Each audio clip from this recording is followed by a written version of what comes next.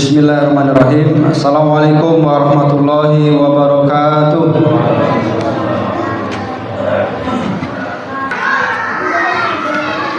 Innal hamdalillah nahmaduhu wa nasta'inuhu wa nastaghfiruh wa na'udzu billahi min shururi anfusina wa sayyiati a'malina. May yahdihillahu fala mudilla lahu wa may yudlil fala hadiya lahu.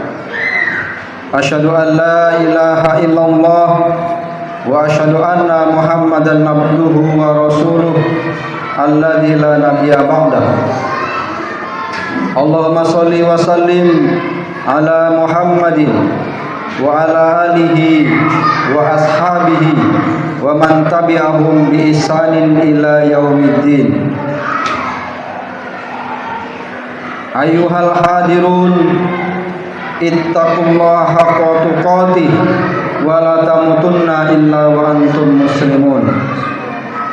Amma ba'du, faqala ta'ala fil kitabil karim, a'udzu billahi minasy syaithanir rajim. Ya ayyuhalladzina amanu taqullaha wa qulu qawlan sadida yuslih lakum a'malakum wa yaghfir lakum dhunubakum wa may yuti'illaha wa rasulahu faqad faza fawzan 'azima. Shadaqallahul 'azim. Hadirin jamaah salat Jumat yang sama-sama mengharap ridha Allah Subhanahu wa taala. Yang pertama, tentunya marilah kita senantiasa memanjatkan puji syukur kehadirat Allah Subhanahu wa taala, zat yang tidak henti-hentinya melimpahkan karunia nikmatnya kepada kita semuanya, termasuk nikmat taufik, hidayah, dan nikmat berjamaah yang kita laksanakan sekarang ini. Salawat dan salam semoga senantiasa tercurahkan kepada baginda alam Nabi Muhammad sallallahu alaihi wasallam, pada para sahabat, para tabi'in, dan juga kita selaku umatnya. Mudah-mudahan kelak di yaumil akhir kita mendapatkan syafaatul uzmah dari baginda Nabi Muhammad sallallahu alaihi wasallam.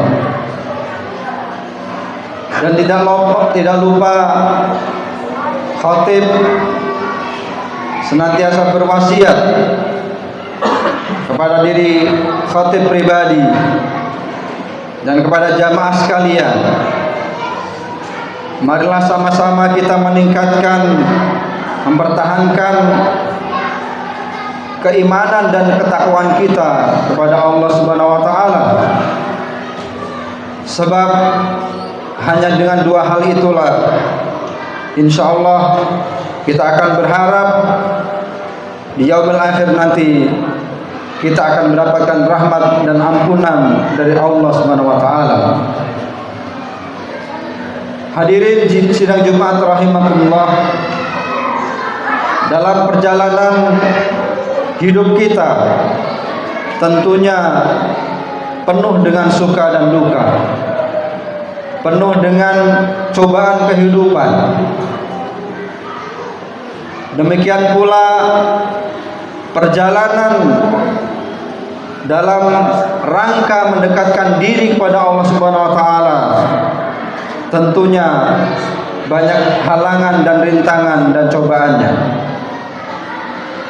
Oleh karena itu, sebagai seorang hamba atau yang sedang menempuh jalan kepada Allah Subhanahu wa taala, hendaknya kita mengetahui apa saja rintangan yang menghalangi, yang menghadang dalam kehidupan kita dalam menuju pada Allah Subhanahu wa taala.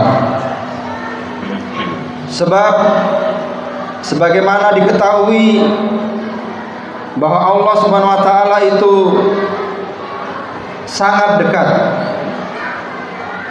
dekat dengan hambanya, seperti diungkapkan dalam ayat Al-Quran, A'udzu billahi minasyaitonir rajim, wa idza sa'alaka ibadi anni fa inni qarib ujibu da'watad da'i idza da'an falyastajibu li wal yu'minu bi la'allahum yarshudun. Dan apabila hamba-hambaku bertanya kepadaku, wahai Muhammad, tentang aku, maka sesungguhnya aku sangat dekat. Aku akan kabulkan permohonan orang yang berdoa apabila dia berdoa kepadaku, dan hendaklah mereka itu memenuhi perintahku dan beriman kepadaku agar mereka memperoleh kebenaran. Al-Quran Surat Al-Baqarah ayat 186. Hadirin di sidang Jumat rahimakumullah, dalam kaitan ini Imam Al-Ghazali menyebutkan paling tidak ada 4 hal gangguan atau rintangan yang senantiasa menggoda kita dalam rangka kita mendekatkan diri kepada Allah Subhanahu wa taala. Imam Al-Ghazali menjelaskan rintangan itu, yang pertama adalah bahwa dunia dan seisinya adalah perhiasan. Tidak banyak kita sadari bahwa salah satu rintangan besar dalam menjalankan kedekatan kita kepada Allah Subhanahu wa taala adalah dunia dan perhiasannya. Oleh karenanya kita harus senantiasa berusaha meluruskan niat dan berupaya menyingkirkan godaan dunia itu dalam hati kita. Ini artinya bahwa ketika seorang hamba menempuh di jalan Allah Subhanahu wa taala, atau siapapun yang ingin mendekatkan diri kepadanya, bukan tidak boleh mencari dunia, bukan tidak boleh memiliki dunia, bukan tidak boleh mencintai dunia, tetapi ia tidak boleh menjadikan dunia sebagai tujuan utama. Tidak boleh membiarkan hati kita mengikuti keinginan dunia, dan tidak boleh membiarkan hati kita dikendalikan oleh dunia. Silahkan saja mencintai dunia, tetapi jangan sampai melupakan jalan menuju Allah Subhanahu wa taala. Karenanya mencintai dunia sudah menjadi sebuah fitrah manusia, sebagaimana yang telah diselipkan Allah Subhanahu wa taala dalam hati-hati setiap hambanya. Yang demikian itu sebagaimana tersirat dalam Al-Quran Surat Al-Imran ayat 14. Allah Subhanahu wa taala berfirman yang artinya, dijadikan indah bagi manusia kecintaan pada aneka kesenangan yang berupa perempuan, anak-anak, harta benda yang mereka timbun, yang tidak terhingga, berupa emas, perak, kuda pilihan, binatang ternak, dan sawah ladang. Itulah kesenangan hidup di dunia, dan di sisi Allah lah tempat kembali yang baik. Hadirin rahimakumullah, dalam istilah Al-Ghazali kita menyebut, beliau mengatakan istilah zuhud dan tajarrud terhadap dunia. Zuhud dan tajarrud memiliki dua tujuan, yaitu yang pertama agar kita istiqomah dalam ibadah, dan yang kedua mencapai ketinggian nilai ibadah itu sendiri.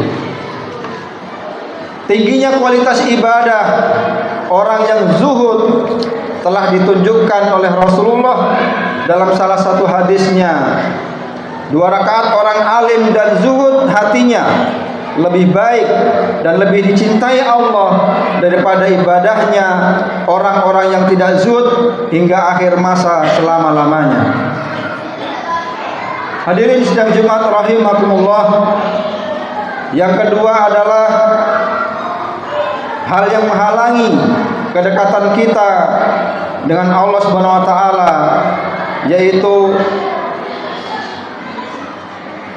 makhluk ciptaan Allah, yaitu secara spesifik adalah ciptaan-ciptaan Allah yang bernyawa dan berada di sekeliling kita, baik berupa manusia, hewan maupun tumbuh-tumbuhan. Dan lebih spesifik lagi, manusia di sekitar kita adalah anak kita, istri kita, keluarga, tetangga dan hadatolan kita. Disebutkan oleh Al-Ghazali, sesungguhnya makhluk telah menyibukkan kita dan selanjutnya akan menghalangi kita dari beribadah, dan bahkan ada kalanya menjerumuskan kita dalam keburukan dan kemaksiatan kepada Allah Subhanahu wa taala. Allah Subhanahu wa taala mengingatkan dalam Al-Qur'an, wahai orang-orang yang beriman, sesungguhnya di antara istri-istrimu dan anak-anakmu ada yang menjadi musuh bagimu, maka berhati-hatilah kamu terhadap mereka.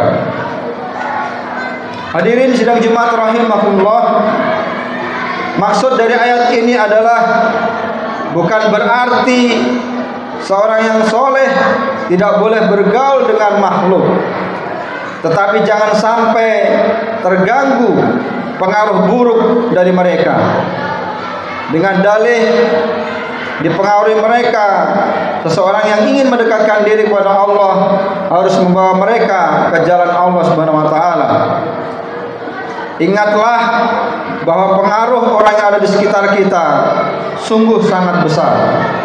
Oleh karenanya kita harus lebih banyak bergaul dengan orang-orang yang soleh, bergaul dengan guru-guru pembimbing dan orang-orang yang berpengalaman dalam bermakrifat dengan mendekatkan diri kepada Allah Subhanahu wa taala.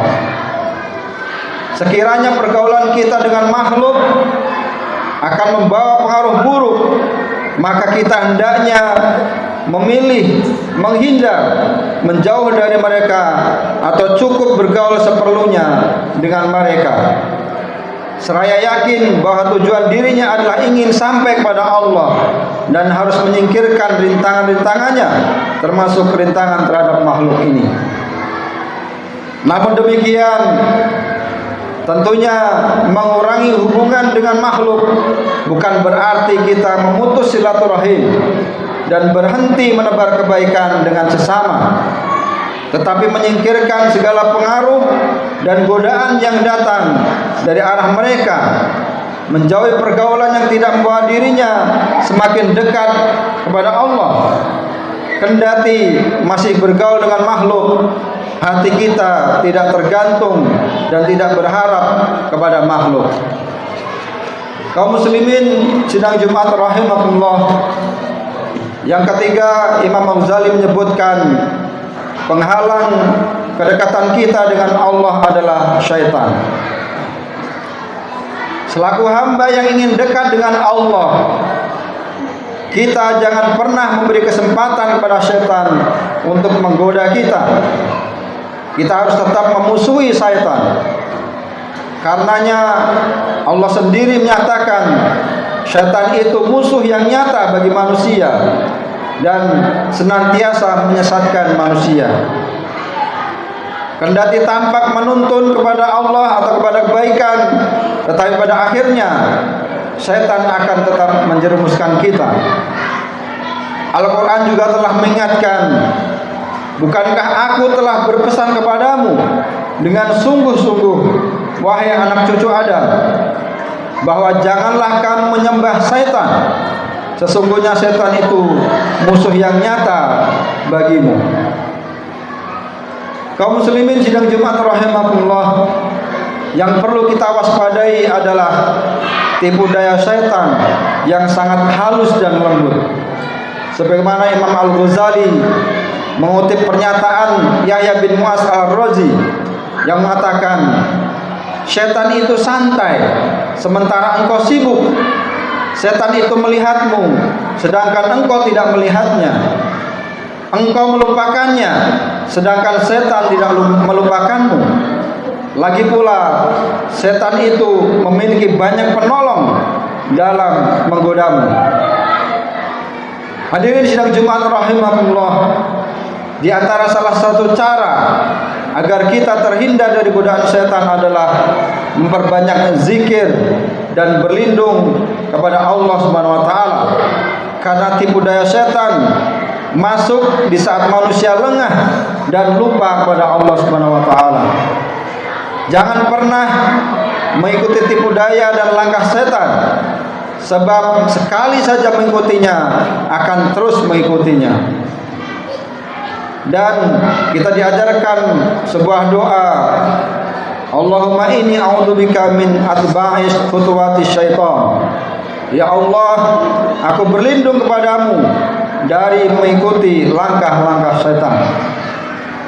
Itulah salah satu doa yang dapat kita panjatkan kepada Allah Subhanahu wa taala agar terhindar dari godaan setan dan tipu daya setan. Kaum muslimin sidang Jumat rahimakumullah, dan yang keempat menurut Imam Al-Ghazali, penghalang kedekatan kita dengan Allah Subhanahu wa taala adalah nafsu kita. Terutama nafsu amarah yang selalu menyuruh kepada keburukan. Demikian itu seperti yang disebutkan dalam Al-Qur'an, inna nafsa la'amaratun bisu illa ma rahima rabbi. Sesungguhnya nafsu itu selalu mendorong kepada kejahatan kecuali nafsu yang diberi rahmat oleh Tuhanku. Al-Quran surat Yunus ayat 53. Imam Al-Ghazali menjelaskan mengapa nafsu merupakan rintangan yang paling sulit ditaklukkan, karena musuh dan penjahat yang berada dalam dirinya sendiri. Bahayanya kadang tidak terlihat karena berada dalam satu rumah atau berada dalam satu tubuh kita. Dan yang terakhir, Al-Ghazali memberikan 3 cara bagaimana cara memecahkan atau meredam keinginan nafsu kita. Yang pertama yaitu mengekang keinginan syahwat atau hal-hal yang diinginkan. Yang kedua, menahan beratnya beban ibadah. Dan yang ketiga, selalu memohon pertolongan kepada Allah Subhanahu wa taala. Hadirin sidang Jumat rahimakumullah, semoga kita termasuk hambanya yang dapat mengendalikan hawa nafsu kita, selalu berhati-hati dalam bergaul dengan makhluknya, selamat dari godaan setan, dan tak terberdaya dengan godaan dunia, sehingga kita senantiasa bisa lebih dekat dengan Allah Subhanahu wa taala. Barakallahu li wa lakum fil Qur'anil azim wa nafa'ni wa iyyakum bima fihi minal ayati wa dzikril hakim wa taqabbalallahu minna wa minkum tilawatahu innahu was-sami'ul alim. Allahumma shalli ala sayyidina Muhammad wa ala ali sayyidina Muhammad.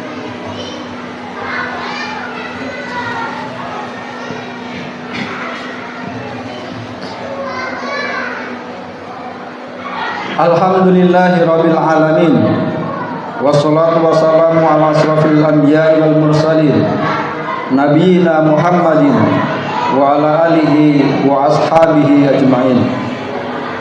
Asyhadu an la ilaha illallah wa asyhadu anna Muhammadan abduhu wa rasuluh alladzi la nabiyya ba'dah. Allahumma shalli wa sallim ala Muhammadin wa ala alihi wa ashabihi wa man tabi'ahum bi ihsanin ila yaumiddin. Ya ayyuhalladzina amanu taqullaha haqqa tuqatih wa la tamutunna illa wa antum muslimun. Amma ba'du, wa qala ta'ala fil kitabil karim, inna allaha wa malaikatahu yusalluna 'alan nabi ya ayyuhalladzina amanu sallu 'alaihi wa sallimu taslima. Allahumma sholli ala Muhammad wa ala ali Muhammad kama shallaita ala Ibrahim wa ala ali Ibrahim innaka Hamidum Majid. Wa barik ala Muhammad wa ala ali Muhammad kama barakta ala Ibrahim wa ala ali Ibrahim innaka Hamidum Majid. Allahumma ighfir lil muslimina wal muslimat wal mu'minina wal mu'minat al ahya'i minhum wal amwat innaka sami'un qaribun mujibu da'wat wa yaqadiyal hajat.